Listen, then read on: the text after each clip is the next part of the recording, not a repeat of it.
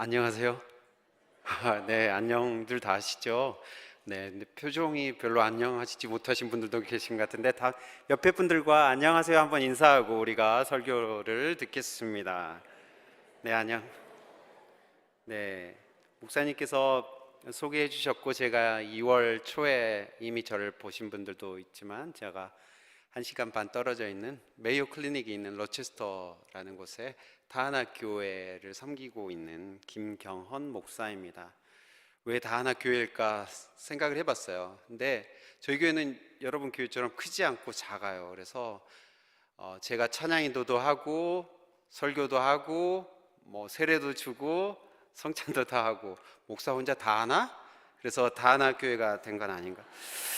네, 너무 여러분들 표정이 굳어 있어가지고 제가 좀 그랬고요.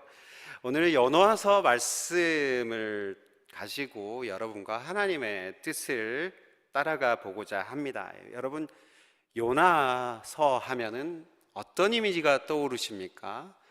풍랑이 떠오르시기도 하고 박넝쿨이 떠오르기도 하고 가장 많이 여러분의 이미지 속에 있는 것은 물고기 뱃속 아닐까요? 우리가 여름 성경학교 단골 주제가 바로 이 요나서 이야기이기도 한데 그럴 때마다 이 물고기 뱃속의 이야기는 항상 등장합니다.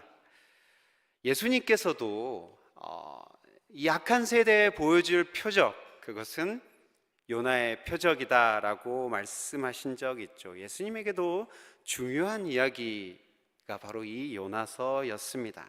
요나서 1장 1절은 이렇게 시작합니다. 주님께서 아미떼 아들 요나에게 말씀하셨다. 두 사람의 이름이 등장하고 있죠. 요나의 아버지의 이름이 등장하고 있고 요나의 이름이 등장합니다. 이 예언서에서 특별히 아버지나 이 자신의 이름이 소개되는 것은 뜻이 있습니다. 아미떼라는 뜻은요, 그러니까 요나의 아버지죠, 진리라는 뜻이고요, 요나는 비둘기라는 뜻을 가지고 있습니다. 요나는 그러니까 진리의 아들이겠죠. 그리고 비둘기라는 뜻은 구약 성경에 있어서 종종 이스라엘을 상징하는 새로 등장을 합니다. 대표적인 구절이 호세아서 7장 11절 말씀인데요. 에브라임은 어리석은 비둘기같이 지혜가 없어서 애굽을 향하여 부르짖기도 하고, 이렇게 설명되는 구절인데 여기서 비둘기는 하나님을 저버린 이스라엘 백성들을 말합니다. 솔로몬의 사랑의 노래인 아가서에는 솔로몬이 자신이 사랑하는 여인을 비둘기라고 표현하면서 하나님이 이스라엘을 향한 그 사랑의 마음을 대변하기도 했습니다. 그러니까 비둘기라는 뜻을 가진 요나는 한 사람이 아니라 이스라엘 전체를 대표한다고 볼 수 있는 것이죠. 그러니까 요나서에 나오는 이 요나의 태도는 요나 한 사람만의 태도가 아니라 이스라엘 백성들이 가지고 있는 태도를 보여주고 있는 것이라 할 수 있겠습니다. 그러니까 진리의 아들인 이스라엘 백성들이 진리와 상관없이 살아가는 아이러니가 요나서에 등장하고 있는 것이죠.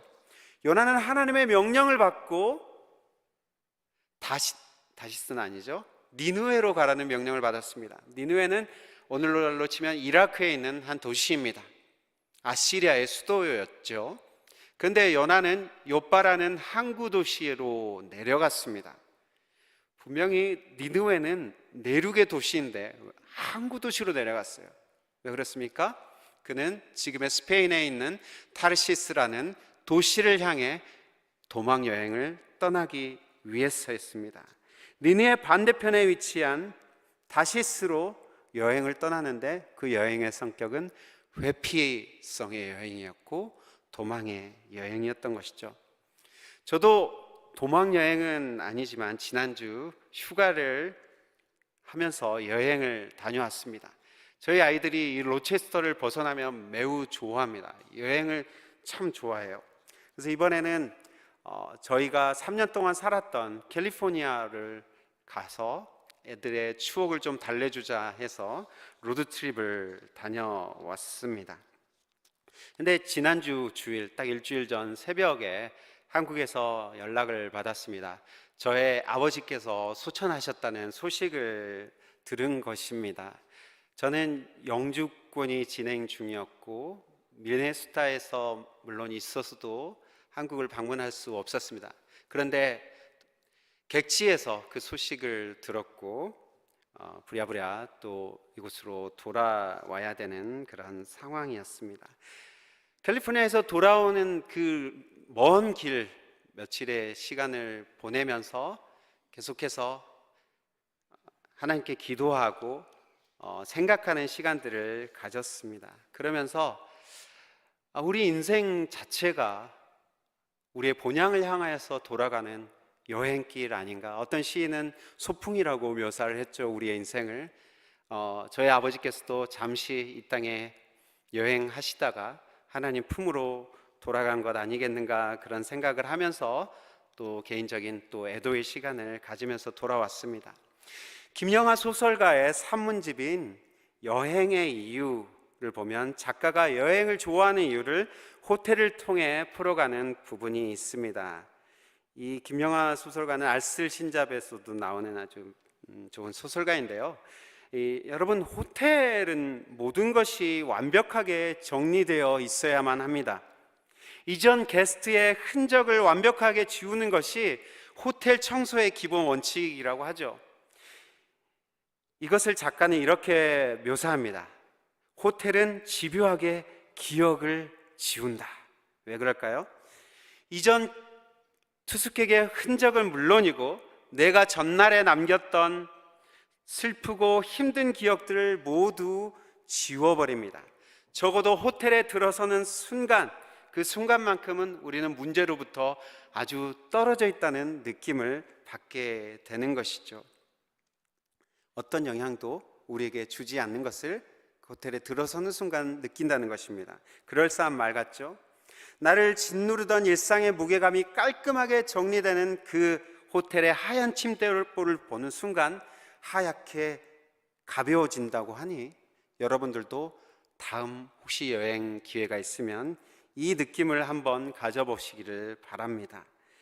그 책에서 이런 글귀가 또한 나옵니다. 삶이 부과하는 문제가 까다로울수록 나는 여행을 더 갈망했다라고 작가는 말합니다.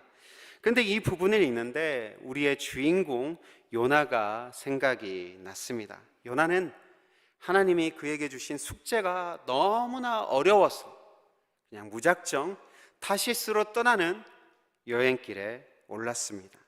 그러니까 요나의 다시스 여행은 미션으로부터 일탈이자 삶을 외면하는 회피성 여행이었던 것입니다. 한마디로 요나는 도망가고 있습니다.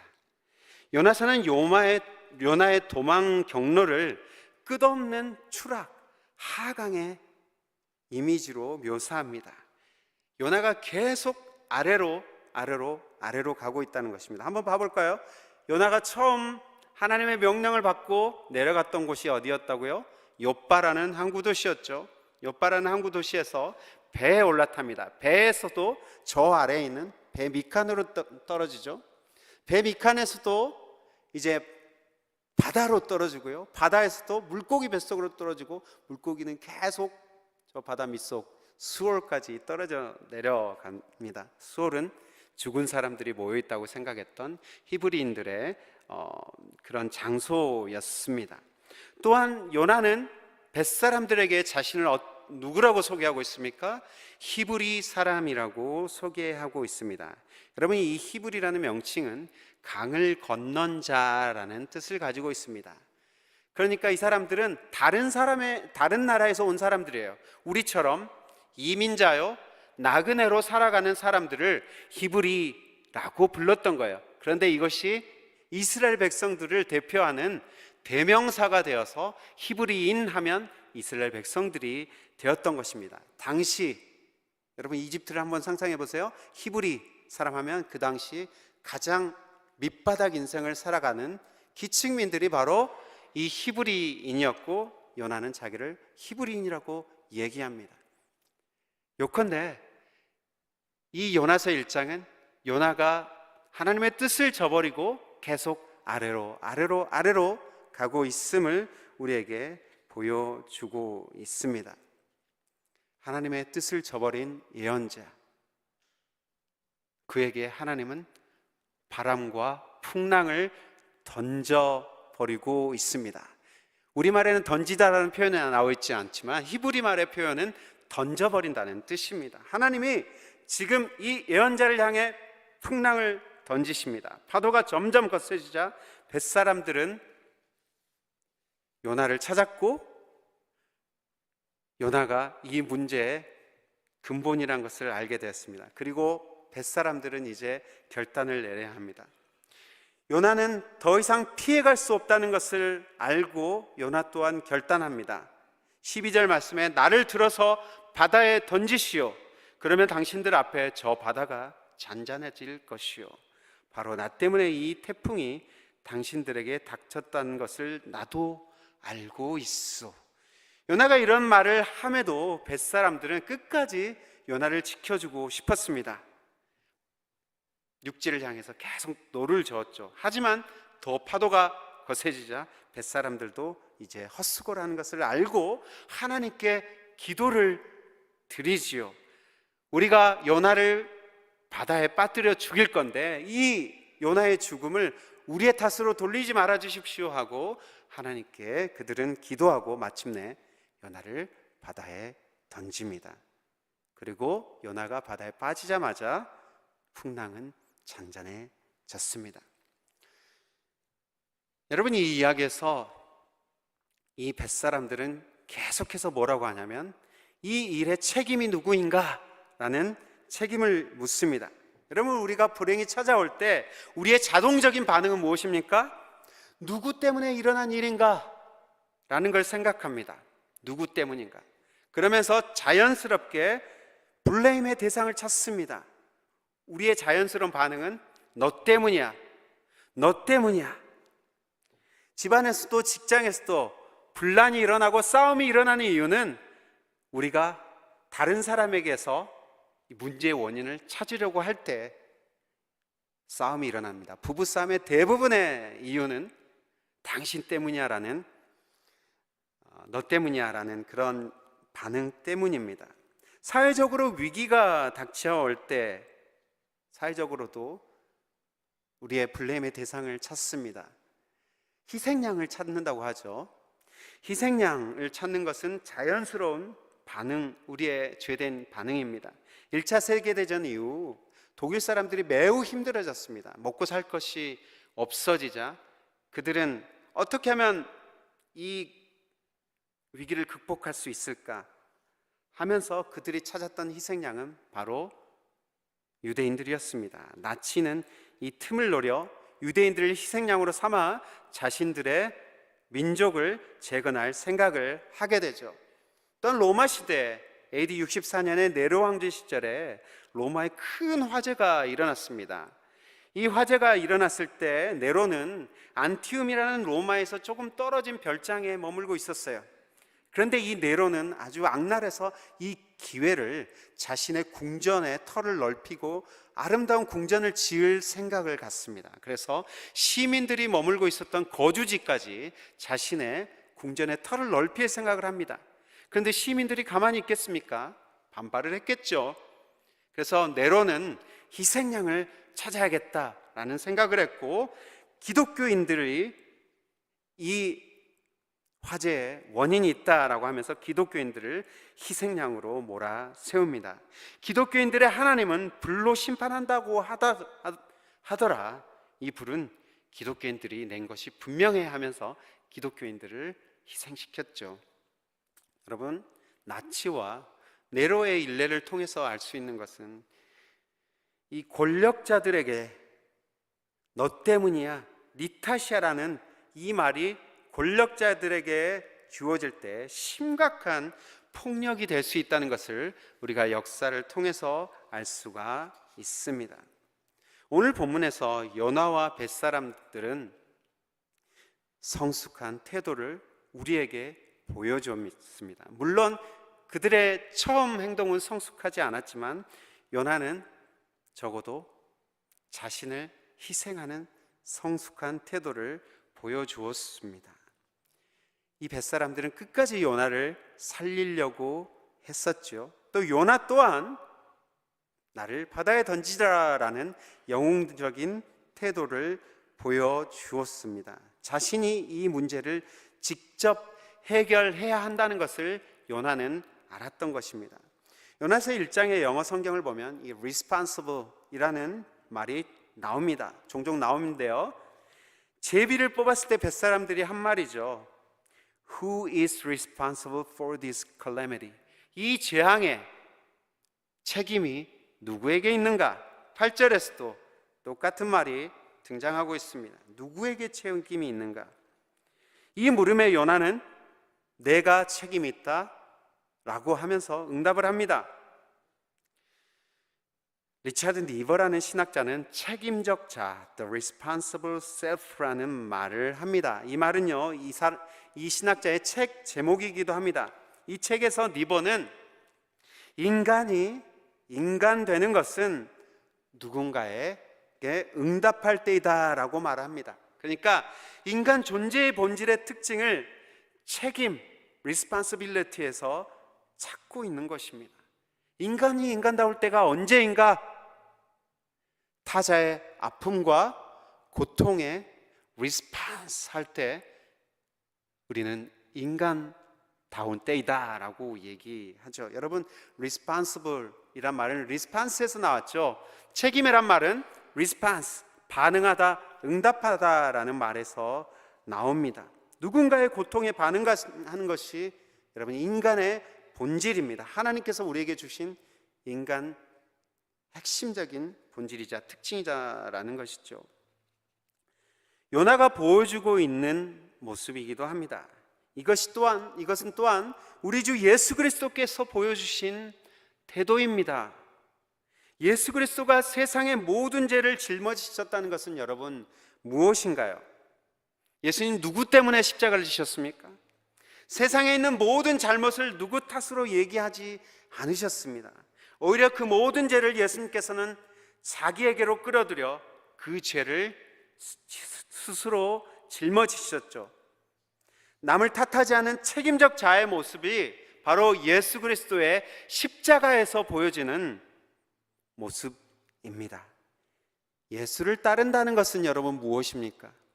남을 탓하지 않고 책임적 자아로 타자의 고통에 반응하는 삶, 그것이 바로 예수를 따르는 삶의 본질입니다.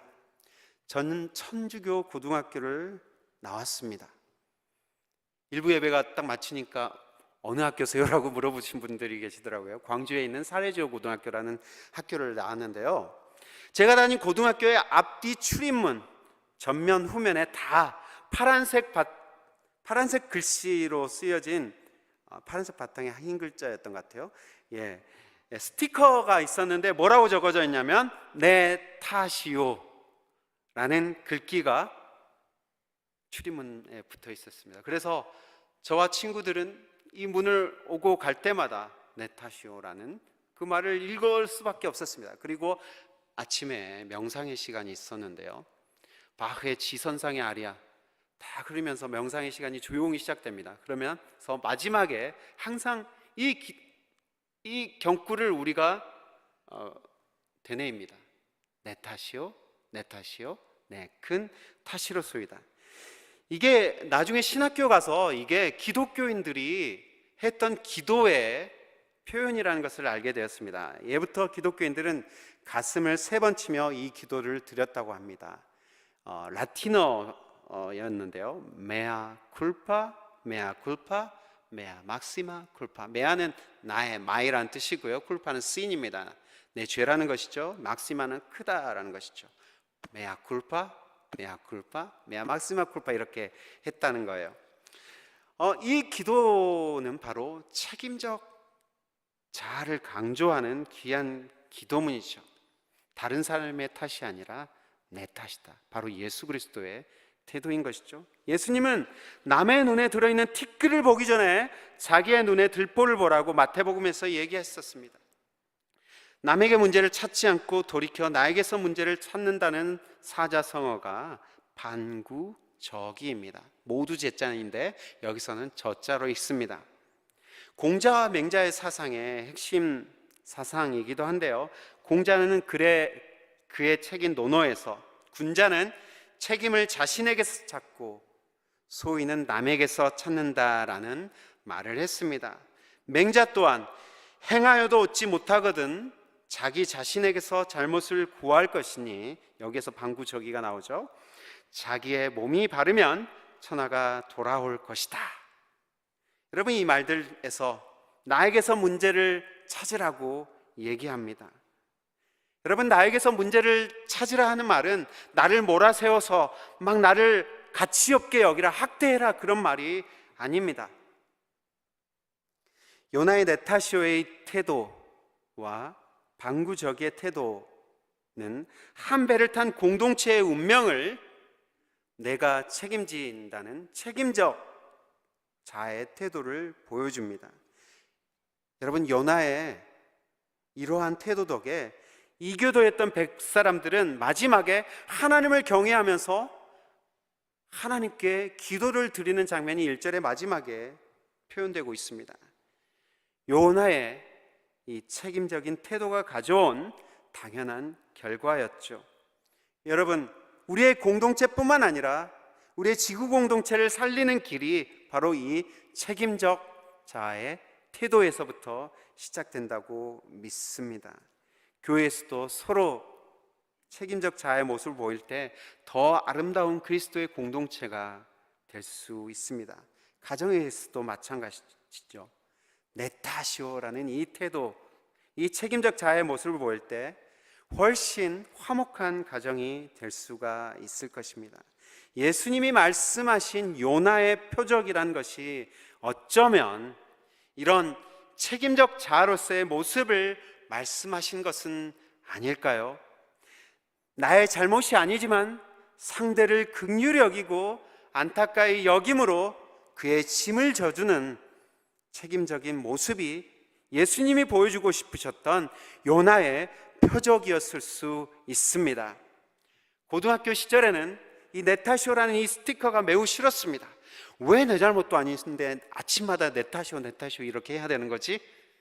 라는 그런 반항심이 있었습니다. 그런데 나이가 들고 보니까 네타쇼라는 이 말이 얼마나 우리 공동체를 살릴 수 있는 말인지, 우리 사회를 아름답게 할 수 있는 말인지 깊이 깨닫게 되었습니다. 여러분 모두 예수님이 보여주신 책임적 자로 살아가길 바라며, 그렇게 살아가는 여러분 때문에 여러분의 속한 공동체가 생명을 얻고 아름다워지기를 간절히 축복합니다. 한 번은 제가 교회에서 락아웃을 당한 적이 있습니다. 열쇠도 놓고 오고 핸드폰까지 안에다 놓고 문이 잠겨버린 거예요. 저희는 미국 교회를 렌트해서 사용을 합니다. 그래서 오후 3시에 예배가 있어요. 평일이었고요. 어떻게 들어갈 수 있는 방법은 미국 교회 목사님이 오거나 미국 교회 장로님이 오는 방법밖에 없었습니다. 교회 바깥에서 한참을 왔다 갔다 하면서 나를 돌아보고 성찰하면서 그런 시간을 보냈습니다. 그러면서 간절히 기도했죠. 주님, 사람을 좀 보내주십시오. 근데 1시간이 돼도 응답이 없었습니다. 1시간 15분 정도 됐을까요? 저희 교회 또 건너편에 로체스터에 제일 큰 교회가 있습니다. 한 300-400m 떨어진 곳에 위치한 교회인데 그 교회에서 운영하는 그 가든이 있었어요. 근데 그 가든을 운영하시는 한 책임자가 오셔서 물을 주고 있었어요. 여자분이었어요.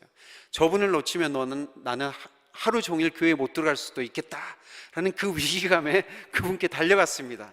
그래서 제 상황을 얘기해 드렸더니 이분이 마치 자기 일이라는 듯이 저를 그 교회로 데리고 들어가서 여러분들께 막 전화를 돌리기 시작했어요. 그런데 그날따라 교회 목사님들이 한 분도 교회에 오시지 않았고, 그래서 목적은 이제 우리 미국 교회 목사님의 연락처를 알아내서 이제 연락을 하는 방법이 가장 쉬운 방법이잖아요.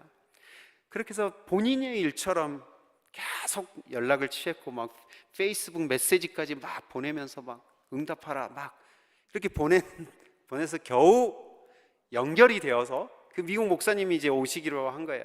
제가 이제 걸어서 가려고 하니까 내 차에 타라 막 그랬는데 아니 그것까지 내가 부담을 주기 싫다. 걸어서 이제 갔는데 이렇게 그 목사님이 잘 왔는지 또 차로 저희 교회 앞까지 그분이 또 와 주시더라고요. 결국 들어가게 됐는데 그때 제가 이런 책임적 자로서의 그리스도인의 신뢰를 제가 그 사건을 통해 보았어요. 잘못은 내가 했는데, 잘못은 애먼 사람이 했는데 마치 이것이 자기 탓인 것처럼 반응해준 그분께 매우 감사한 시간이었습니다.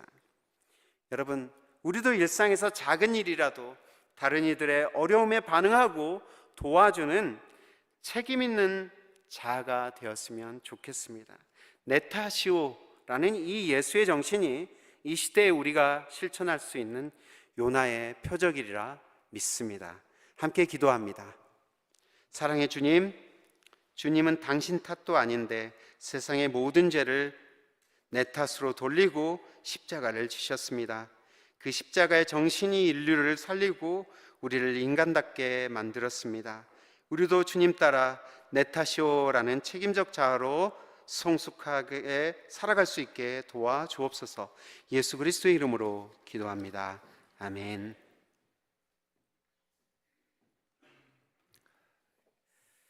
여러분, 말씀을 들으시면서 어떠셨나요? 찔리지 않으셨나요? 저는 굉장히 많이 찔렸는데 이번 한 주간 저도 지내면서 뭐가 잘 되지 않을 때 남 탓을 많이 했던 것 같아요. 아니면 환경을 탓했던 것 같고, 아니면 또 다른 어떤 이유를 들어서 그것에 책임을 전가하지 않았나, 정말 많이 찔렸습니다. 여러분 어떠셨나요? 혹시 배우자를 탓하신 적은 없으신가요? 아니면 저와 같이 혹시 환경을 탓해 보신 적은 없으신가요? 이 시간 오늘 주신 말씀을 우리가 생각하면서 저는 이 찬양을 같이 부르고 싶은데요, 내가 주인 삼은 모든 것 내려놓고 라고 하였습니다. 내가 사랑했던 모든 것 내려놓고 주 앞에 나아가기를 원합니다. 주님의 십자가, 그럼 우리가 주님의 십자가를 바라보면서 정말 주님께서는 사실 아무 이유 없는데 우리를 위해서 십자가를 지어주셨지 않습니까? 마치 그럴 이유가 없는 분이 내 탓이다라는 마음을 가지고 십자가를 지신 것처럼 우리가 이 시간 주님을 바라보며 주님의 은혜를 생각하며 하나님, 내가 주님을 닮아가는 인생이 되게 하여 주시옵소서. 이런 마음으로 우리 같이 함께 이 시간 찬양하고 같이 기도하겠습니다.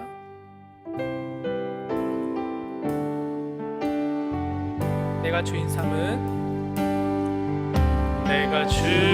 삼은 모든 것 내려놓고 내 주 대신 주 앞에 나가 내가 사랑했던 모든 것 내려놓고 주님만 사랑해. 다시 한번 고백할까요? 내가 주인 삼은 모든 것 내려놓고 내 주 대신 주 앞에 나가 내가 사랑했던 모든 것 내려놓고 주님만 사랑해. 주 사랑 거친 풍랑에도 깊은 바다처럼 나를 잠잠케 해. 주 사랑 내 영혼의 반석 그 사랑 위에서 주 사랑 거친 풍랑에도 주 사랑 거친 풍랑에도 깊은 바다처럼 나를 잠잠케 해. 주 사랑 내 영혼의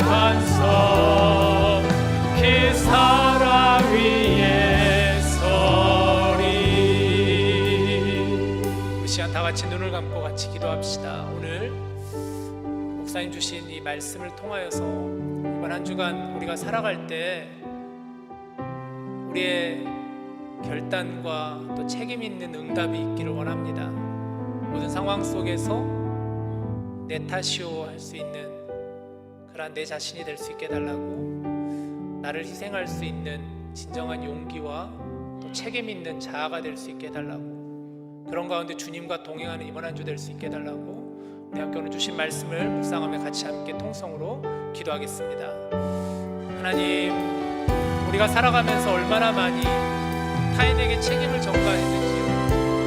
상황을 탓하고 환경을 탓하고 여러 가지 수도 없이 많은 이유를 들면서 나의 잘못을 책임지지 아니하고 남에게 그 책임을 전가하는 모습으로 살아오지 않았는지, 오늘 주시는 이 말씀을 통하여서 우리에게 주시는 하나님의 음성을 듣게 하여 주시고, 이 말씀을 통하여서 우리에게 말씀하시는 하나님의 메시지를 듣는 저희들이 되게 하여 주시옵소서. 이번 한 주간 삶의 자리로 들어가서 나아갈 때 우리가 먼저 용기 있게 내 탓이오 할 수 있는 진정한 용기와 책임 있는 자가 될 수 있도록 인도하여 주시옵소서. 그 가운데 함께 하시는 주님을 바라보게 하여 주시고, 그 가운데 우리와 거하시는 주님 안에 거할 수 있는 저희가 될 수 있도록 인도하여 주시옵소서. 정말 우리가 주인 삼은 모든 것을 내려놓게 하여 주시고, 우리가 사랑했던 모든 것을 내려놓고 오직 주님 안에 나아갈 수 있도록 인도하여 주시옵소서. 주의 사랑 안에 거할 수 있는 이번 한 주간 될 수 있도록 역사하여 주시옵소서. 걸어가는 그 발걸음 가운데 주님 동행하여 주시고 은혜를 허락하여 주셔서 우리 모든 주님의 귀한 백성들이 주께로 나아올 수 있는 저희들의 응답의 자리가 될 수 있도록 인도하여 주시옵소서. 이 말씀이 우리 마음 가운데 이번 한 주간 붙잡아지는 말씀이 되게 하여 주시고, 이 말씀을 가지고 세상으로 나아갈 수 있는 저희 모두가 다 되게 하여 주시옵소서. 하나님, 참 귀한 말씀을 우리에게 허락하여 주셔서 너무나 감사합니다. 이 땅 가운데 우리가 살아가면서 얼마나 많이 책임을 전가하고 살아갔는지요. 마치 죄인된 모습이 우리의 모습이 아니었는지를 다시 한번 돌아보게 됩니다. 오늘 주시는 이 말씀을 통하여서 다시 한번 우리에게 말씀하시는 하나님의 말씀에 응답하는 저희들 되게 하여 주시옵소서. 내 탓이오, 내 탓이오, 내 탓이오 하며 나를 돌아보게 하시고 나와 함께 하시는 주님과 걸어갈 수 있는 이 귀한 복된 한 주 될 수 있도록 도와주시옵소서. 감사드리오며 우리 주 예수님의 이름으로 기도합니다. 아멘.